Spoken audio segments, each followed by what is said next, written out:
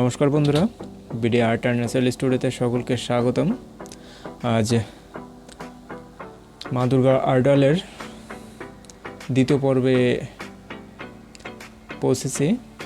আশা করছি এই পর্বটিও পূর্বের পর্ব থেকে অনেক ভালো লাগবে, কেননা এই পর্বটি আমি ফুললি দেখানোর চেষ্টা করব কিভাবে মাটির কোডিং থেকে শুরু করে বিভিন্ন শেপ অর্থাৎ বিভিন্ন ডাইসের মাধ্যমে কীভাবে বিভিন্ন অর্নামেন্ট, তারপর বিভিন্ন আঙুল তৈরি করানো হয়, কীভাবে রং করা হয়, কীভাবে রং প্রস্তুত করা হয়, সম্পূর্ণ আমি ডিটেলস দেখানোর চেষ্টা করব। আশা করছি সকল বন্ধুরাই ভিডিওটি প্রথম থেকে শেষ পর্যন্ত ভিডিও দেখতে থাকবেন। আর এখন যেটা দেখতে পাচ্ছেন এটা হচ্ছে হাতের আঙুল তৈরি করা হচ্ছে মাটি দিয়ে। এভাবে প্রথমে রাউন্ড করে তারপর সামান্য হাতের প্রেসার দিয়ে শেপটা আনা হচ্ছে এইভাবে দেখতে পাচ্ছেন। আর যে সকল বন্ধুরা প্রথম পর্ব দেখেননি, ভিডিও ডিসক্রিপশন বক্সে লিঙ্ক দেওয়া আছে, ওখান থেকে দেখে নেবেন। আশা করছি ওই পর্বটিও ভালো লাগবে। আর আজকের পর্বটি খুবই গুরুত্বপূর্ণ কিছু টপিক তুলে ধরব, কারণ কীভাবে কুমাররা বা ভাস্কর্য শিল্পীরা নিজেরাই রং তৈরি করে সেটা আমি দেখাবো। এই জন্য বলছি স্কিপ না করে প্রথম থেকে শেষ পর্যন্ত ভিডিওটি দেখতে থাকুন, আশা করছি ভালো লাগবে। দেখতে পাচ্ছেন এইভাবে আঙুল তৈরি করা হয় আইডলের।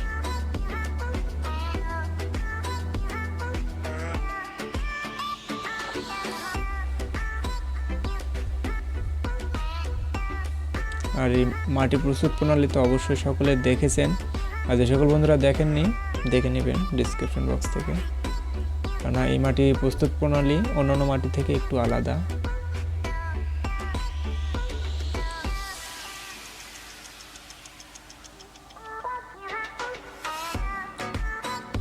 একইভাবে প্রতিটা আঙুল লেভে তৈরি করা হয়। আর সবগুলোর আঙুলের পরিমাপ কিন্তু একরকম না, হাতের 5 আঙুল কিন্তু সাইজটা 5 রকমের, সেই মাপেই এনারা তৈরি করেন।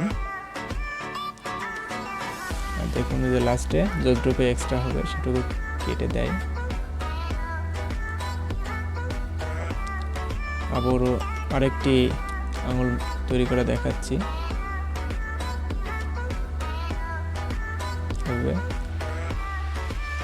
হাতে হালকা প্রেসার দিয়ে ফ্লোর হোক বা যে কোনো সারফেসে এটা তৈরি করা হয়।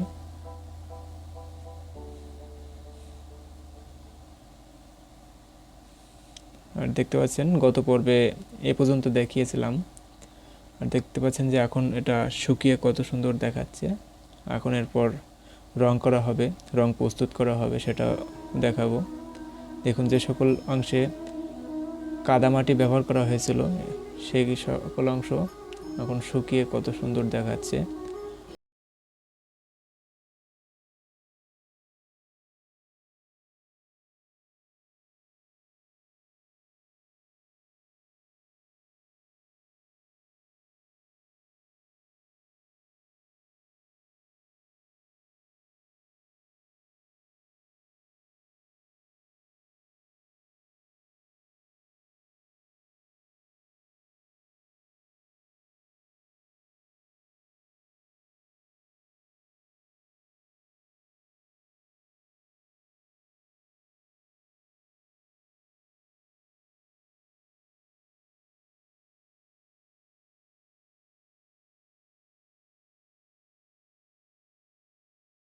বসানো হয়েছে, সবগুলোর আঙুল বসানো হয়ে গেছে।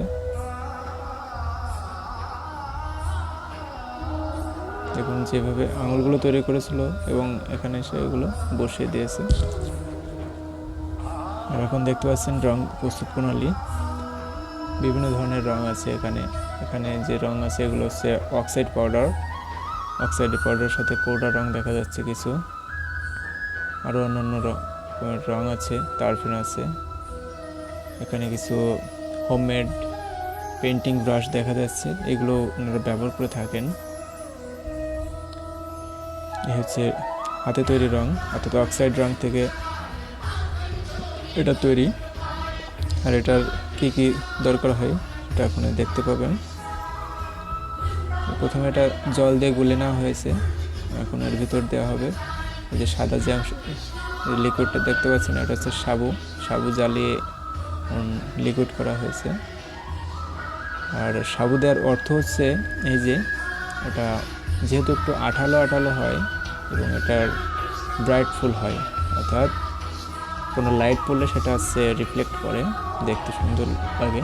যখন লাইটিং করা হবে তখন এটা খুব ভালো লাগে দেখতে, এই জন্য সাবু দেওয়া হয়। আর আঠা তো অক্সাইড পাউডার এমনি দিলে হচ্ছে যে কোনো আঠা যদি ব্যবহার না করা হয় তাহলে সেটা উঠে যায়। এই জন্য যদি আঠা অথবা কম খরচে আঠার পরিবর্তে সাবু জ্বালিয়ে ব্যবহার করা হয়, এটা আমি অনেক আগে থেকেই দেখে আসছি, এখনও দেখি অনেক ভাস্কর্য।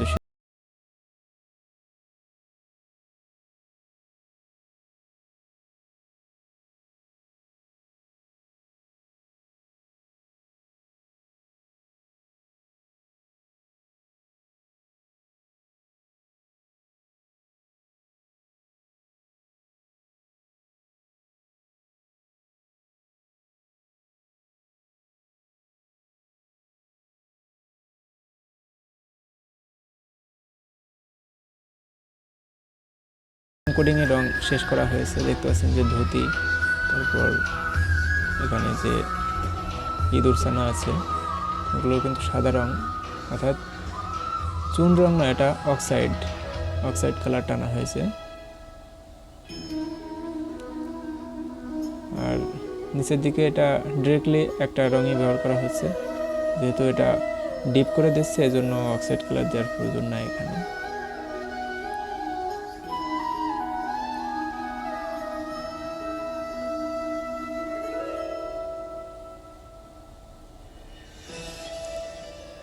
এভাবে খুব সতর্কতার সাথে রংটা দিচ্ছেন, কারণ যেখানে যেখানে অক্সাইড কালার আছে আর ওটার সাথে মিশে গেলে একটু সমস্যা হয়, এই জন্য সতর্কতা অবলম্বন করছেন। দেখতে পাচ্ছেন এটা কিন্তু একেবারে মাটির না, দেখা যাচ্ছে যে সম্পূর্ণই মাটির, কিন্তু উপরে মাটির একটা প্রলেপ মাত্র, তার উপর রং করা হচ্ছে।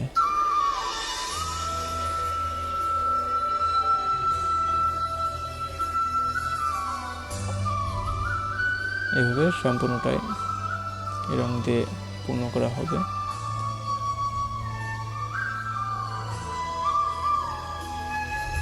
আর এখানে যে রংটা দেখতে পাচ্ছেন সে একইভাবে তৈরি করা হয়েছে অক্সাইড পাউডার দিয়ে এবং সাবু মেশানো হয়েছে। আর এটা হচ্ছে মহিষের জন্য লাগবে। আর এখন দেখতে পাচ্ছেন যে সিংহের মুখে রং করা হচ্ছে, এটা কিন্তু ওই রং না, এটা কৌটার রং। এটা যেহেতু দেখতে পাচ্ছেন খুব ব্রাইটফুল এবং এটা খুব সতর্কতার সঙ্গেই দেওয়া হচ্ছে।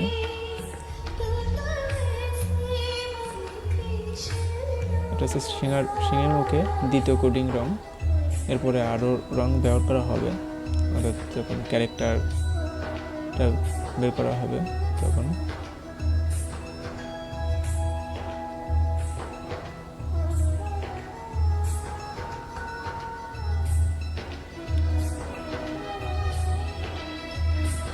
এইভাবে একে একে সিংহের যে মুখের সম্পূর্ণ জায়গাটাই এই রং দিয়ে পূর্ণ করা হচ্ছে।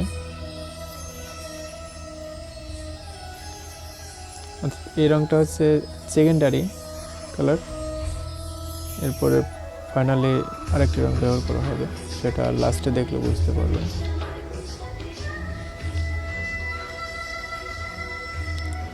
মূলত ভাস্কর্য এবং প্রতিমা জিনিসটার মাঝে সামান্য একটু পার্থক্য আছে বলে দিই।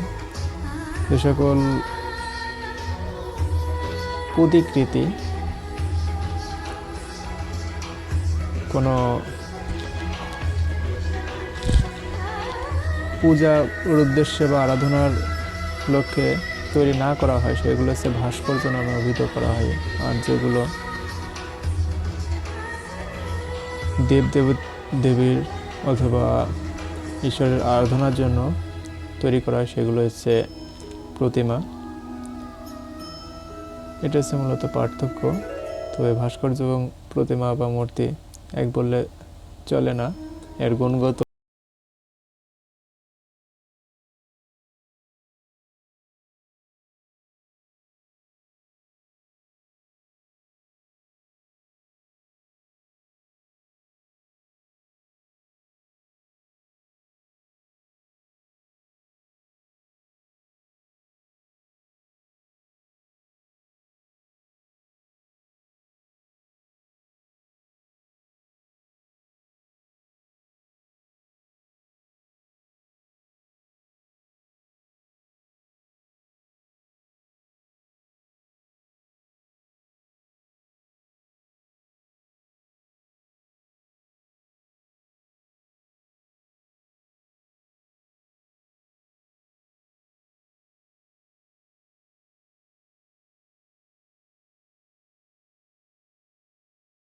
এখন যে রঙটি ইতিপূর্বে দেখলেন তৈরি করা বাটিতে, সেটা হচ্ছে মহিষের গায়ের রং।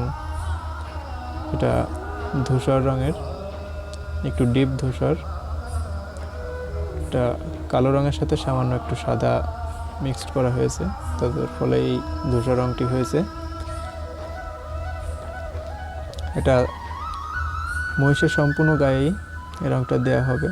এবং যে পেন্টিং ব্রাশটা ব্যবহার করা হচ্ছে, এটাও কিন্তু হ্যান্ডমেড পেন্টিং ব্রাশ, দেখলে বোঝা যাচ্ছে। এটা পাটের আঁশ দিয়ে তৈরি করা।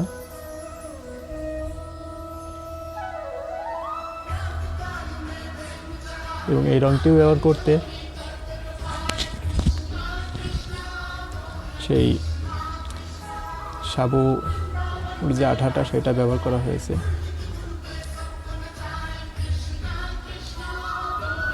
এভাবে মহিষের রঙটা করা হচ্ছে।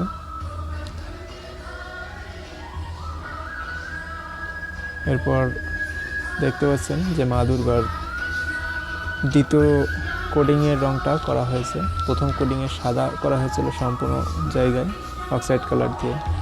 হাতে দেখতে পাচ্ছেন হাতের রঙটা ফাইনাল রং, ওটা কোটা রং ব্যবহার করা হয়েছে। পাশের যে মা লক্ষ্মীর হাতের রঙটা ফাইনাল হয়েছে এবং মুখের রঙটা ফাইনাল হয়েছে। বাকিটা রয়েছে, ওটা আস্তে আস্তে করা হবে। মহিষাসুরের রঙটা ফাইনাল হয়েছে, মা লক্ষ্মীর রং হাতের রঙটা ফাইনাল হয়েছে, মুখের রঙটা হয়েছে, শাড়ির রঙটা এখনো করা হয়নি। ধাপে ধাপে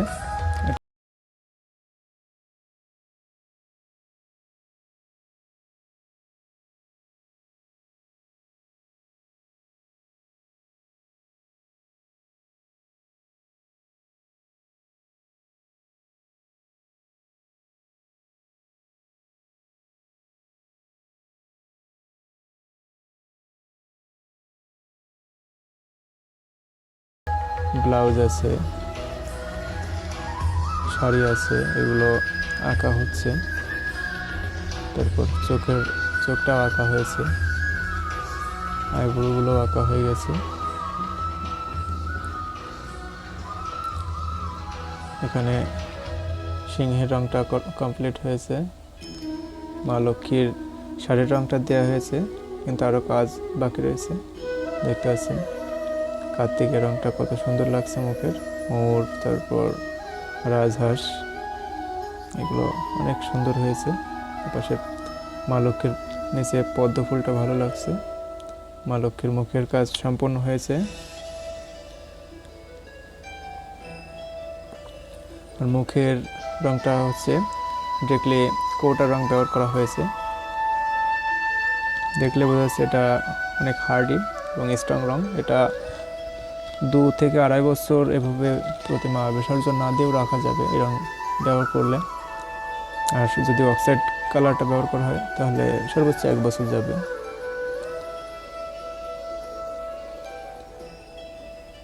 আশা করছি ভিডিওটি ভালো লেগেছে।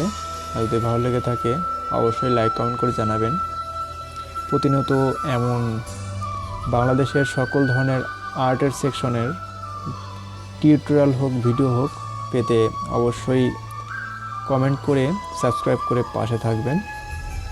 এই হলো ফাইনাল অর্নামেন্ট ডিজাইনের পর এটা এসে দাঁড়িয়েছে। সকলে ভালো থাকবেন।